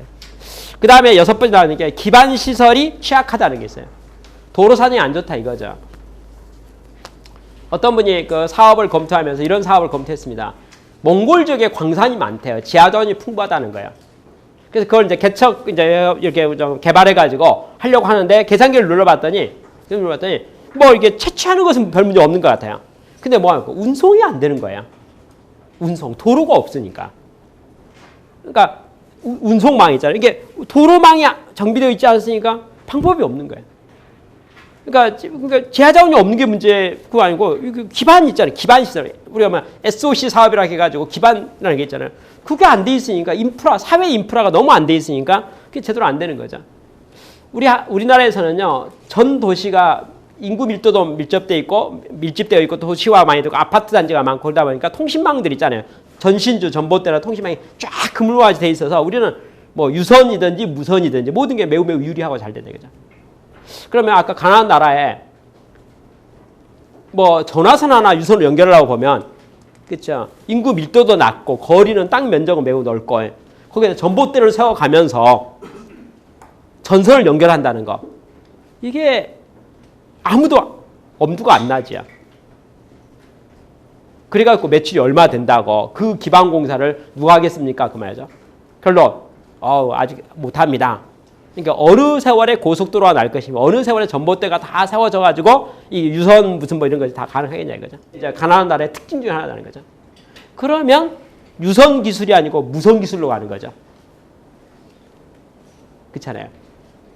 이렇게 기술이라고 하는 게 계속 발달돼 가잖아요. 선진국의 기술이 다양한 기술을 다 가지고 있다. 다양한 기술, 고급 기술도 있고 낮은 기술도 있고 다양한 기술이 있으니까 그 기술을 이용해 가지고 뭐 할 수 있겠습니까? 기술을 이용해서 그러면 지형을 극복할 수 있고 유선으로는 엄두가 나지 않는다 이게. 이미 한국과 선진국은 유선이 다 돼 있고 무선도 돼 있고 이러죠. 근데 거기는 유무선 아무것도 없다 이거죠. 근데 유선 하려고 보니까 기반 SOC가 없으니까 그걸 넘어설 수가 없어요. 그래서 우리는 안 됩니다. 우리는 전화기 하나 놓을 수도 없습니다. 그렇죠? 우리는 뭐 하나 놓을 수가 없습니다. 그렇죠? 왜? 그럼 SOC가 너무 안 돼 있으니까, 기반 시설 안 돼 있으니까 그렇게 우리가 말할 수 있잖아요. 그럼 거기에 대해서 우리가 바꿔서 말하면 뭐 할 수 있을까요? SOC 안 돼 있으면 SOC에 안 돼 있는 것을 극복할 수 있는 기술로 가지고 비즈니스를 하면 될 거 아니냐 이거죠. 러시아라는 나라는 큰 나라죠. 면적이 매우 넓지요. 그렇죠? 러시아에 유선에 대한 이렇게 전화 있잖아요. 유선 전화의 보급률은 1%도 되지 않는다고 그래요.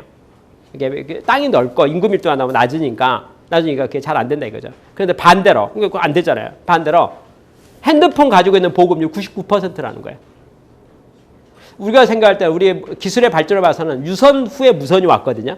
그러니까 우리는 무선이 고급 기술로 생각하는 거죠. 그렇죠? 근데 도리어 아까 가난한 나라 입장에서는 SOC가 너무 안 돼 있으니까 차라리 유선으로 하는 것보다는 무선으로 바로 가는 것이 훨씬 더 경제적일 수도 있다는 거죠. 그러니 이제 제약 조건이 뭐냐면 가난한 나라는 도로망이 안 돼 있습니다. SOC가 안 돼 있습니다. 뭐 제대로 물류가 안 돼 있습니다. 형편이 안 됩니다. 그러니 이 사업을 할 수가 없습니다. 그렇죠? 라고 말하는 데 대해서 뭐라고 말합니까? 그러면 그걸 극복할 수 있는 아이디어들. 어떤 회사에서요, OH 필름이라고 오바이드 프로젝트 있잖아요.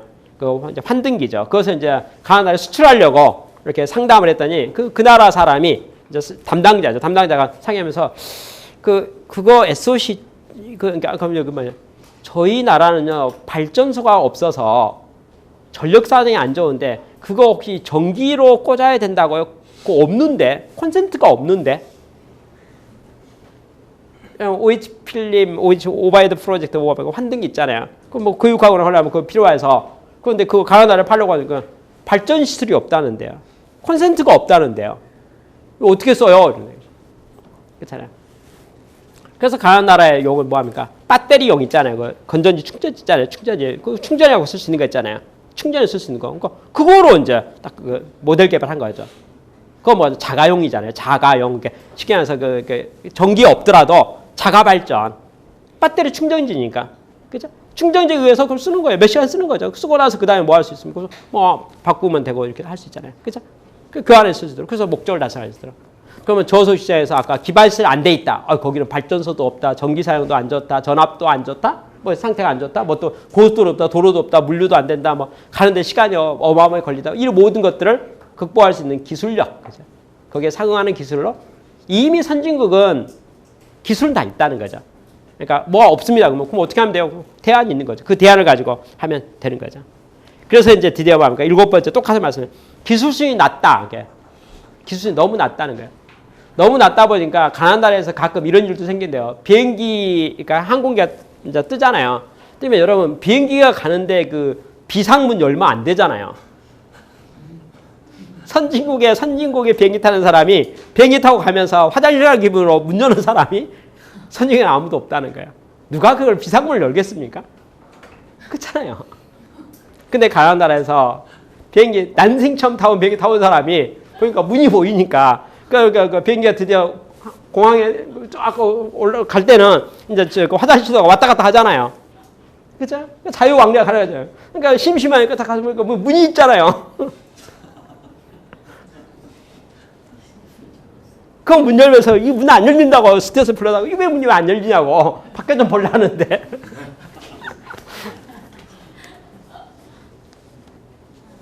선진국에 있어서 상식이 가난한 나라에서 통할 수 있을까? 우리는 일상적으로 접하니까 매우 말 안 해도 알 수 있는 모든 것이 그 나라에서는 난생 처음인데, 그렇죠? 난생 처음인데 당연히 거기서 많은 충돌들과 실수들과 에러들이 있죠. 그것을 어떻게 이제 할 것인가에 대해서는 기술 연구가 좀 필요하죠. 현지가 기술적인 적합성에 대해서 좀 필요하다는 거죠. 그 다음에 8번째 나와 있는 것이 유통 경로가 취약하다. 유통 경로가 취약하다는 것은 쉽게 말해서 아까 SOC 기반시설이라는 말하고 유사성 있는 말입니다. 예를 들어서 시골에 못 가겠다 그 말이죠. 도로가 없다 그 말이죠. 도로가 없다. 그죠? 그러니까 그곳에 어떻게 비즈니스를 할 것인가에 대해서 이제 합니다. 책에서는 대안을 뭐라고 하냐면 시장을 고객에게 가져가라. 그죠? 우리말로 말하면 보부상 있잖아요. 옛날에 그 조선시대 보부상이었고 보따리 장사. 그렇죠? 도로가 없어요. 도로가 없는 거 물건 정상적으로 차가 가서 배달할 수가 없네요. 도로가 없는데 차가 못 가는데 차가 못 가면 뭐 할 수 있는 보따리 장사 있잖아요. 그리고 우리나라 시골을 보면 뭐가 있습니까? 5일장, 10일장에서 장들이 있잖아요. 모일 때가 있잖아요. 이렇게 시간에서 예를 들어 볼까요? 어느 고산 지역에 마을이 하나 있는데 도로가 없습니다. 길이 없습니다. 차가 못 다닙니다. 근데 그 마을에 산속에 차 흩어져 있어가지고 그 집에 가가호 방문해서 물건 파는 게 불가능합니다. 그러니 장사 안 됩니다. 이렇게 이제 말하는 것이 유통 기반, 유통 시설, 유통 있잖아요. 그러다 뭐 유통망이 안 됐다. 정비되어 있지 않다. 그러니 그거 어떻게 장사하겠습니까? 이렇게 말한다 이거죠. 그렇지만 그 나라 사람도 그 지역도 알아보면은 한 달에 한 번이든지 일주일에 한 번이든지 5일장이든지 뭐든지 축제든지 마을 축제도 있잖아요. 그래서 전 동네 사람 다 모이는 시간과 장소가 분명히 있다는 거죠. 뭐 그 자리에 보따리 장사가 물건 가지고 가서 보따리 풀어놓으면 공급할 수 있는 거죠. 그렇죠. 그러니까 방법이 없는 건 아니죠. 그러니까 아까 말한 모든 제약 조건은 극복할 수 있는 아이디어가 있을 수 있다는 거죠. 그렇죠. 맨 마지막으로 9번 나오는 것이 시장이 급변하고 있다 이렇게 말했습니다. 그래서 시장의 발전에 따라서 성장을 같이 거들어봐야 돼요. 이게 뭐냐면 라이프 사이클이 매우 짧다는 거죠. 무슨 말이냐면 저는 개인적으로요, 대단히 축복받은 세대에 살고 있다 이렇게 생각합니다.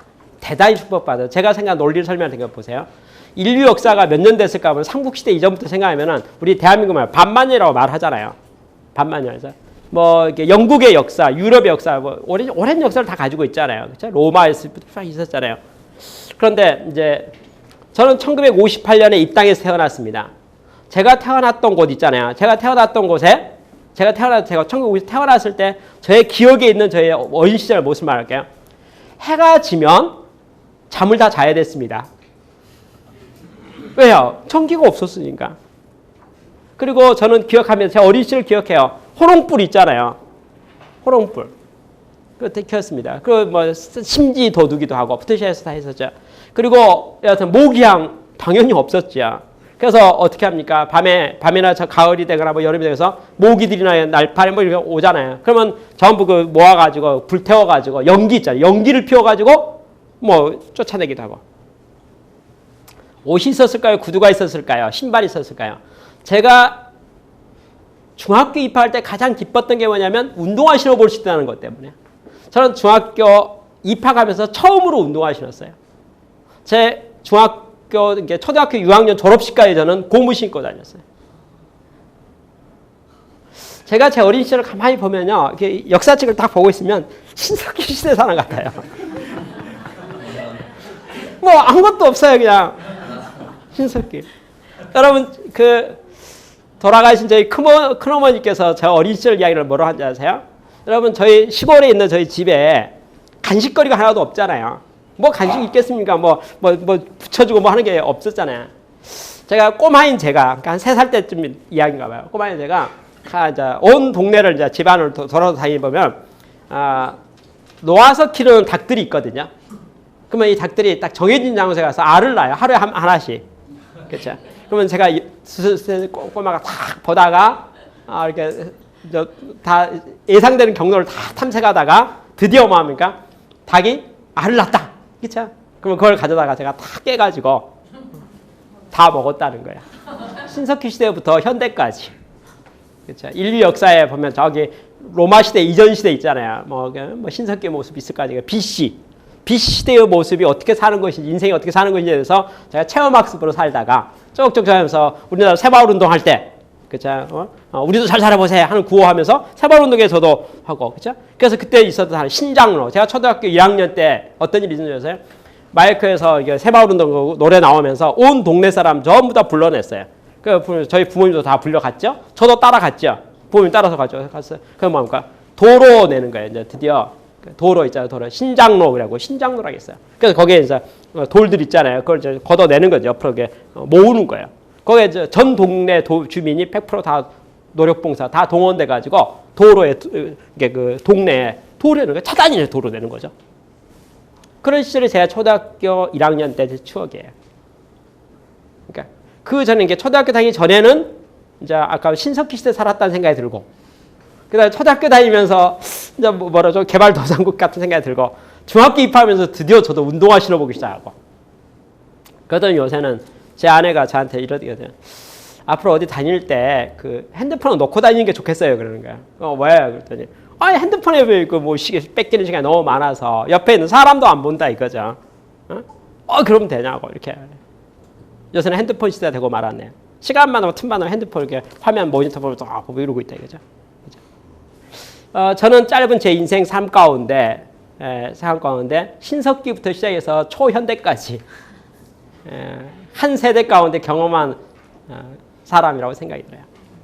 그렇죠? 그러니까 이런 시대에 살고 있는데 개발도상국이나 가난한 나라 가면 압축 성장하는 거죠. 그러니까 제 인생에 살았던 그 모습 그대로 거기가 지금 가면은 이제 제 초등학교 이전 생활을 하고 있다 그 말이죠. 그 말은 신석기가 살고 있다는 거죠.